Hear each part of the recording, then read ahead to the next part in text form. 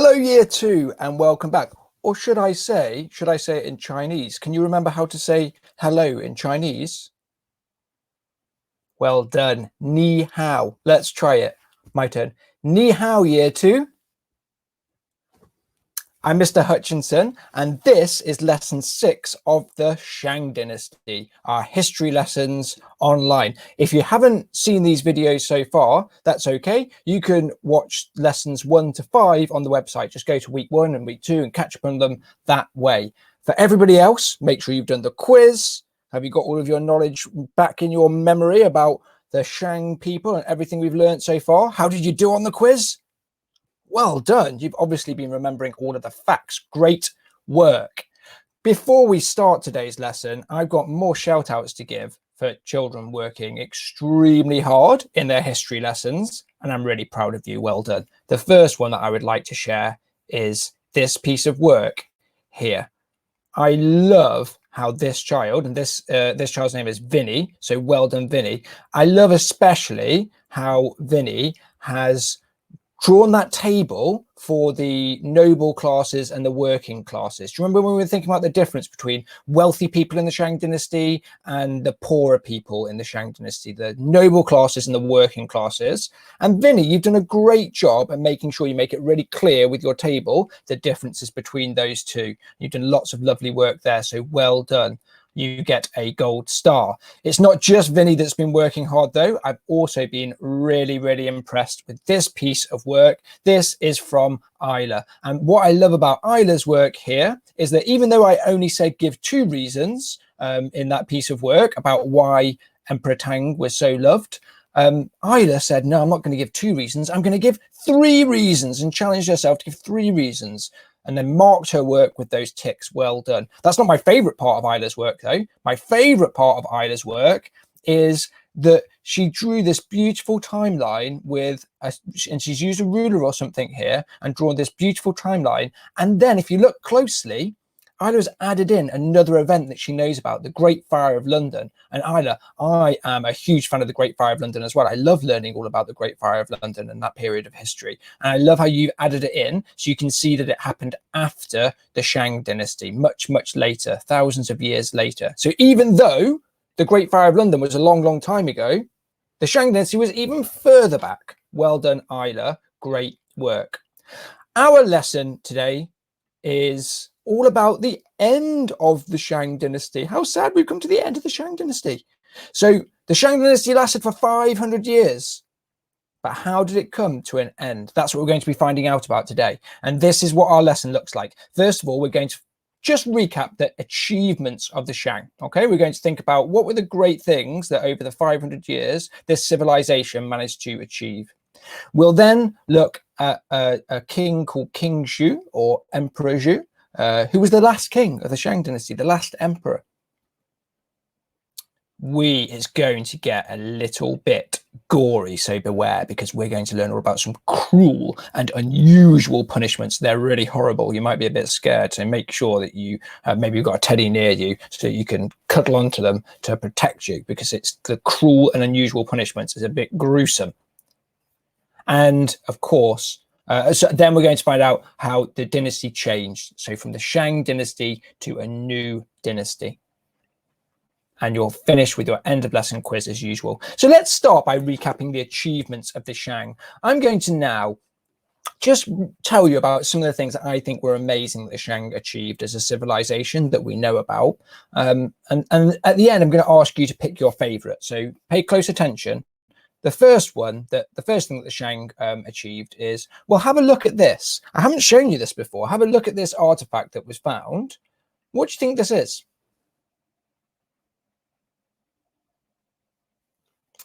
This is, well, I'll show you a picture of what it might have looked like, a recent picture of what it might have looked like. This is a kind of vehicle which was drawn by horses. So they'd attach horses to these wheels and a little platform, and the Shang would use this during battles. So the horses would pull them along. They could go very, very quickly, and you can see them using their dagger axe and their bow and arrow there. And this is called a chariot. My turn, your turn, a chariot. chariot. And the Shang perfected these chariots, which made them very successful in battle. That's how they were able to win so many battles. Now, it was quite peaceful during the Shang. There weren't big wars and lots of battles. There were some battles throughout history, lots of people competing for land. So there would have been some battles. And the Shang were very successful in battles because they had these chariots and they had these bronze weapons. That's one of the achievements of the Shang people. Chariots and weapons. Put that one in your head. Chariots and weapons, one of the achievements. We know the next one. The Shang were one of the earliest civilizations to discover writing. Not the first civilization in the world, but it's the earliest evidence in China. Dynasties before the Shang weren't writing, so we don't know a lot about them. And they wrote on these oracle bones that we know all about. So that's another great achievement of the Shang dynasty. So we've got chariots. Let's make sure we stick them all in our head. We've got chariots and weapons, and we've got writing. Two great achievements of the Shang dynasty. What else did the Shang do? Well, this is a new one that I haven't told you about before. This is a map of the stars. And we know that the Shang looked at the stars because they looked up for the mandate of heaven. They thought that their ancestors were up in the sky in the stars, and that they would get messages from their ancestors through the stars. They called them the heavens, the stars. And they looked up very carefully and they wrote down calculations of the moon and the positions of the stars. And when somebody does that, then we call them an astronomer. It's called astronomy. That's what that subject is. Looking at the stars and the planets is called astronomy. And the Shang were great astronomers. Astronomers. I can't say it properly. Astronomers. The Shang were great astronomers. And what they did is they drew pictures of the different constellations. Maybe if it's dark tonight and if you're lucky enough to have a garden, or you can just look out the window, you might be able to look up and see if you can see the stars and constellations and pick out any stars or planets. And that's what the Shang did. And they drew maps of them so they could know where all the stars and constellations were. They even calculated the exact length of a year. So there are 365 days in 1 year. Every year there's 365 days. That's not actually quite right, because a year is how long it takes the Earth to go around the sun one time. The Earth orbits the sun and it takes 365 days, but it doesn't. It actually takes 365 and a quarter days. It's not exact. It's 365 and a quarter days. That's why every 4 years we have a leap year, because we have to add the extra day on. So every 4 years we add an extra day on, the 29th of June, to add up those quarters. And the Shang knew about this. Even though it was thousands of years ago, they didn't have fancy telescopes, they didn't have computers, they could still calculate that it was exactly 365 and a quarter days. I'm amazed that they were able to do that. And so the Shang would chart the phases of the moon, notice that the moon had regular phases where sometimes it's a half moon, sometimes it's a crescent moon, sometimes it's a full moon. And every 28 days when the moon travels around the Earth, we get those different phases. So they were great astronomers. Weapons and chariots, writing, astronomy. What else were they doing? Gosh, they were so successful as a civilization. They did great bronze work and jade sculpture. So this bronze, they worked out how to smelt bronze, but then also crafted them into these beautiful, complicated, intricate pieces. I don't think I could make one of those. Even if you gave me the materials, it's too beautiful and it requires too much skill, but they were able to do it. They also carved these amazing sculptures or figures out of jade that you can see there. If you could even have a go at this yourself, you probably don't have any jade to hand, but if there's like a bar of soap, an old bar of soap, if you get your parents' permission, then what you could do is you could take that soap and you can take a knife, make sure you've got your parents' permission. You can just take a normal dinner knife and you could use that to try and carve a jade sculpture. And that would be a fun activity to see if you could make it look just like this. But please make sure that you get a grown-up first, okay? So here's my question for you. There are loads of achievements, okay? We found out that there are loads of achievements of the Shang civilization. They were really successful. It's why I love learning about them, because they were such a successful civilization with so many amazing things. My question for you is, what do you think was the greatest achievement of the Shang dynasty? Okay, so I'll just recap. There was writing. I'll put them down here so you can remember. There was chariots and weapons. There was the phases of the moon and astronomy. There were the jade sculptures and the jade carving. And and then bronze work, making different things out of bronze. So pause the video, and I'd like you to write a sentence saying what you think the greatest achievement of the Shang was. Pause the video and do that task now.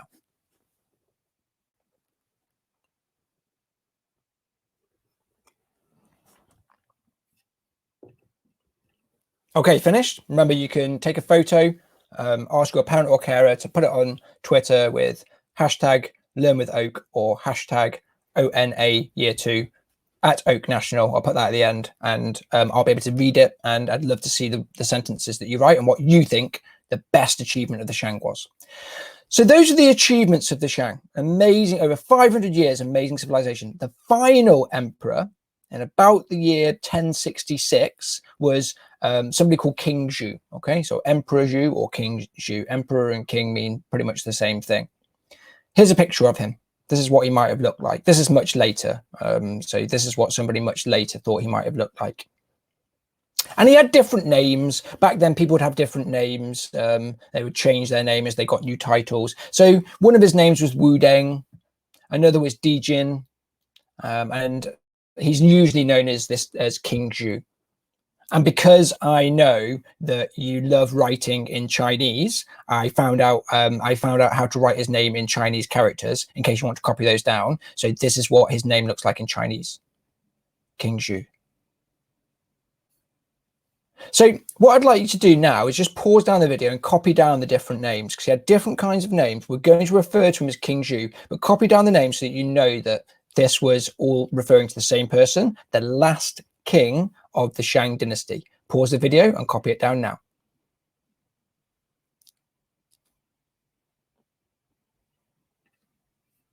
Great. Finished. Well done. You're working hard. What kind of a king do you think King Zhu was? Do you think that he was a really noble king, a loving king, a compassionate and caring king like Emperor Tang? No, he wasn't. King Zhu was a terrible, cruel king. Let's find out why he was so terrible and cruel. Well, we know that King Zhu, in his palace, he had a huge lake and lots of trees. And guess what he put in that lake? So he had this huge lake. Guess what he filled it with? Not water. He filled it with alcohol. So he had a lake of alcohol by his palace so that him and all of his friends could go in the lake and drink the alcohol and get drunk all of the time. He would do that while, even though there were some people that were very poor in his kingdom, he would be drinking alcohol and getting drunk. That's not all he did. What did he put on the trees? What do you think that he put on the trees? Bearing in mind that there are people in the Shang Dynasty who haven't got anything to eat, King Zhu would hang strips of meat from the trees. So he would go into that lake, swim around, drinking the alcohol, getting all drunk, and then go to one of the trees and pull down some meat from the trees, even though his people didn't have very much food. Now we're starting to see why he wasn't very popular. Pause the video now. Why don't you have a go at drawing King Zhu's lake? So you might draw his palace, you might draw the lake with the alcohol in it, and you might draw the trees in the background with meat hanging down it, meat hanging off them. Pause the video and see if you can draw the terrible King Zhu's palace, lake of alcohol, and trees of meat.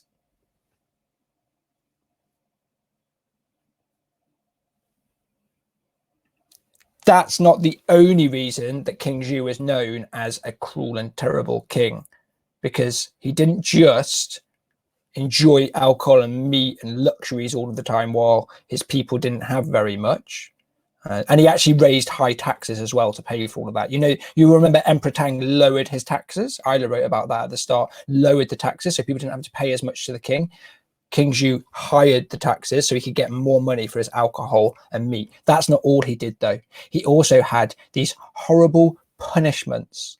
So here's King Zhu, and King Zhu had a wife, a bride, known. Here's a picture of her, and she was known as Daji, and she's known in ancient Chinese as a really, really horrible queen who would sort of encourage King Zhu to do horrible things, and King Zhu did not need much encouraging, and so they would encourage each other and watch during these cruel and horrible punishments.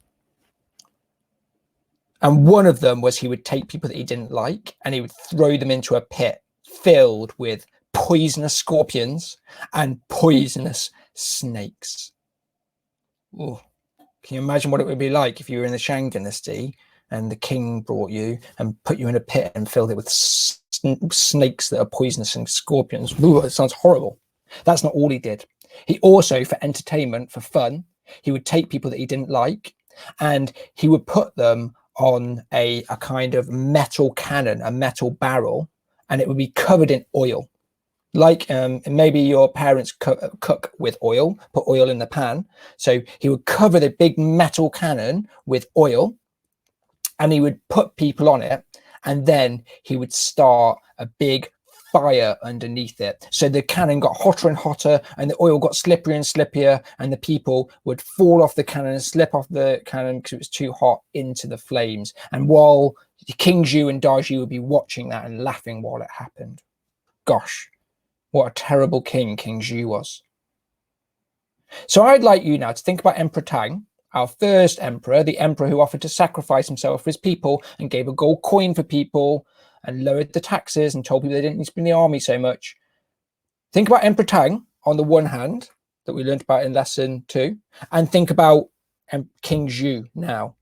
Emperor Tang was the first king. King Zhu was the last king. What is different about them? What's different about King Zhu and Emperor Tang? Write your answer down now. In fact, let me help. I've got a sentence there for you. I don't want you to delete the incorrect word. So it says, King Zhu was a wonderful, terrible emperor, whereas Emperor Tang was kind or cruel. Write out that sentence with just the correct word.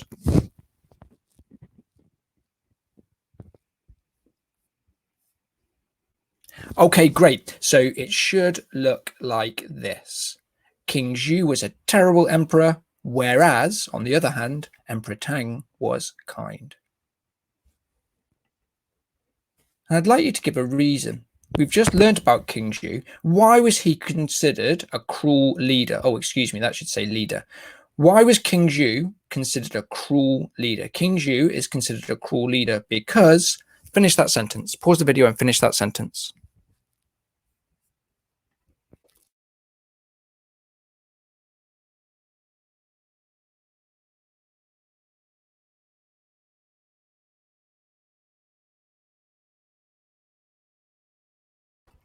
Amazing work. Well done.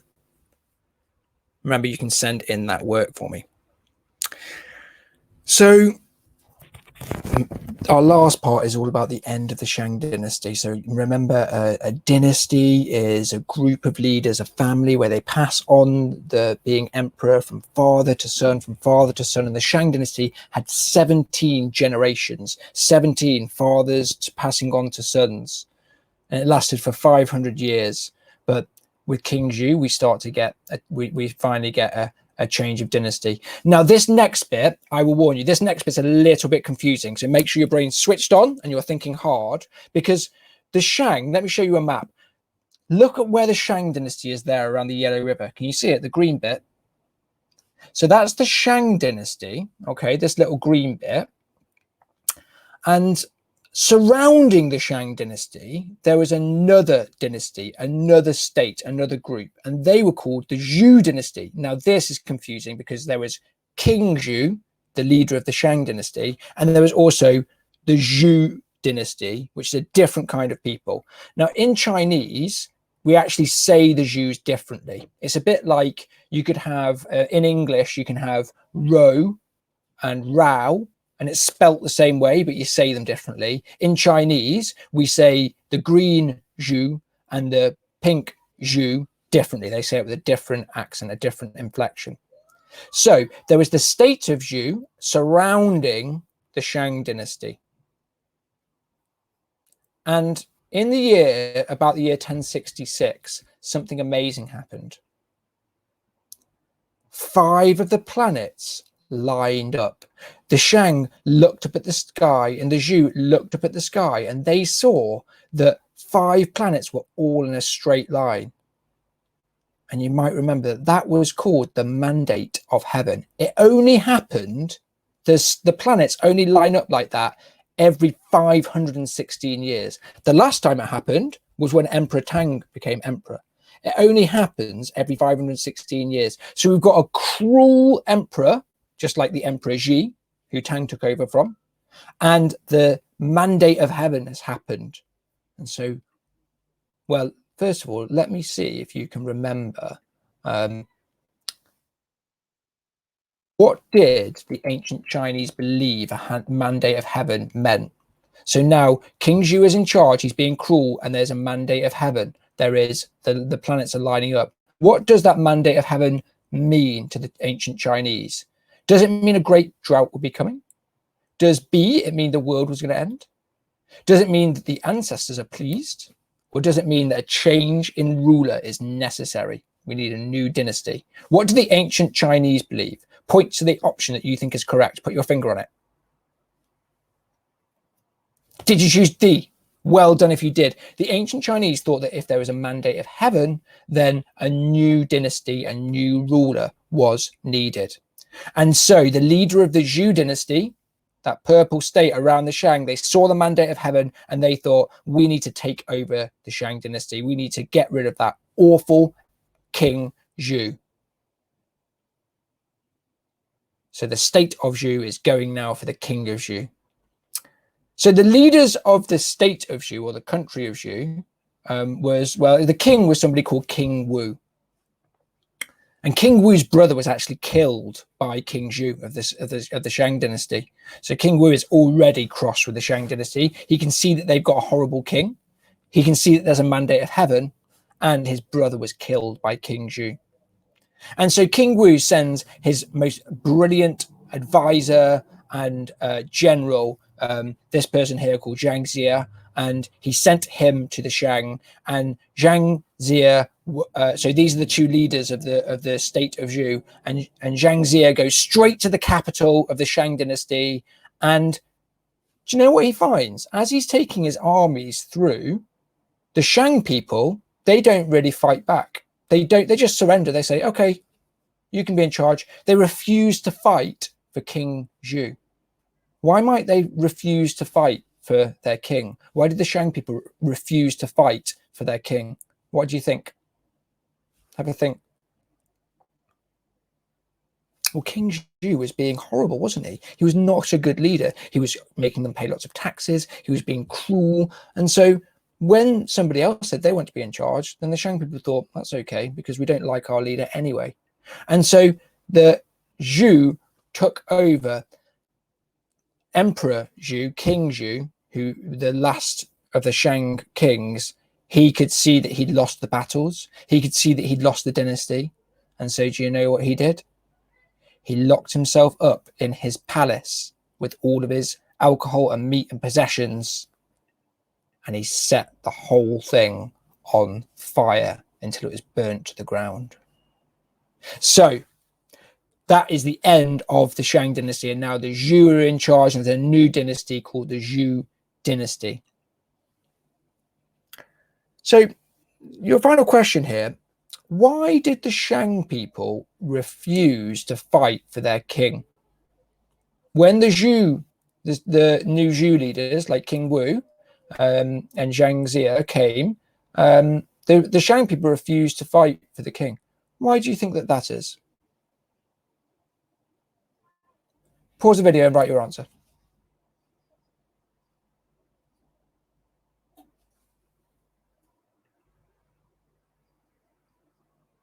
So your answer should start with the Shang people refused to fight for King Zhou because, and some of the reasons that you might have put was he made cruel punishments on his people. He was not a kind leader. He made the taxes too high. Well done if you got any of those reasons. And that's the end of our lesson. So please, please, please, I love to read your work. So send it through on Twitter so that I can say how wonderful it is and give you some feedback, just like others have been doing. Get your parent or carer to do that. So your parent or carer needs to do it, not you. You shouldn't have a Twitter account. So ask your parent or carer to take a photo, put it up on Twitter so that I can see it, and look at your great work and share it with me. I'll look forward to seeing that. In our next lesson, we're going to be doing something quite interesting. In our next lesson, we're going to be writing an essay. So now we've got so much knowledge about the Shang people, we're ready to write a long piece of writing called an essay, where we are going to, like real historians, write so much information about the Shang dynasty to tell other people everything that we know, because now we've mastered this topic of the Shang dynasty. I can't wait to start writing that essay with you and to read what you come up with now that you're so clever on the Shang dynasty. Thank you for working so hard. I'll see you next time. Goodbye.